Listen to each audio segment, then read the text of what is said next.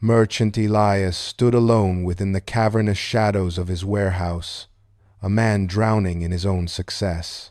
He was surrounded by towering mountains of shimmering silk, heavy chests overflowing with gold coins, and endless shelves of exotic spices that scented the air with a cloying sweetness. Yet, there was no peace here. His eyes darted frantically across the parchment of his ledger, tracing columns of numbers like a man possessed. He wanted more. He bought a golden carriage that gleamed in the sun, yet he did nothing but complain about the rattle of its wheels. He purchased a bed of the finest velvet, soft as a cloud, yet he tossed and turned until the gray light of dawn. His wealth was a fortress, but inside its walls, he was a prisoner to his own insatiable desires, forever calculating and never satisfied. Just outside the merchant's window, on a humble patch of dry dirt, lived Silas, the basket maker. Silas had nothing but his reeds and his craft. As Elias watched, Silas finished his last crust of hard bread. Without a moment of hesitation, he broke the meager meal in half and offered it to a stray dog that lingered nearby. There was a lightness in his movements that Elias could not understand. When the sun began to dip, Silas simply leaned his weary head against the rough stone wall and began to snore, falling into a deep and effortless sleep.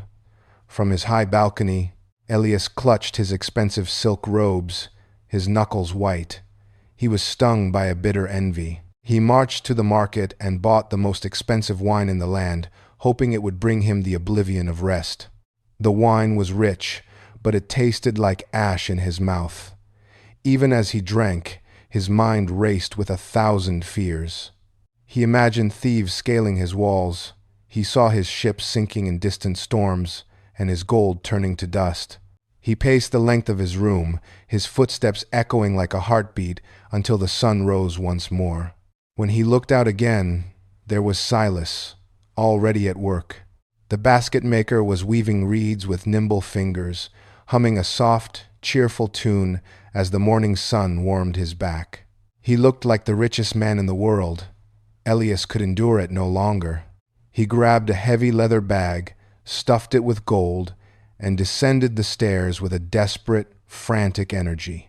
Elias walked straight to the basket maker and threw the heavy bag of coins into the dust at the man's feet. "Take this," Elias demanded, his voice cracking with exhaustion. "Now you can be happy like me. Take the gold and live as a lord." Silas stopped his weaving and looked down at the bulging bag. He looked at the merchant's bloodshot eyes and then back at his own half-finished basket. Slowly, with a calm that felt like a physical blow to Elias, Silas pushed the bag back toward the merchant. "I have my bread," Silas said softly, "and I have my rest. What would I do with the weight of your gold?" "It would only steal my song." Elias froze. He looked at his own trembling hands, hands that had spent a lifetime grasping for things that could not hold him back. He looked at the golden carriage in the distance, seeing it for the first time not as a prize, but as a burden.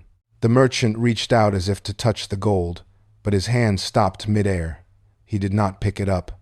Instead, he slowly lowered himself, sitting down on the bare dirt beside the basket maker. For the first time in years, Elias remained silent. As the temple bells began to ring across the valley, he felt the invisible ledger in his mind finally close. He shut his eyes, letting the numbers fade into the darkness. He took a long, deep breath of the cool morning air, feeling the simple warmth of the sun on his face. The bag of gold lay untouched in the dust, forgotten, as the merchant finally found the one thing his wealth could never buy, a moment of true peace.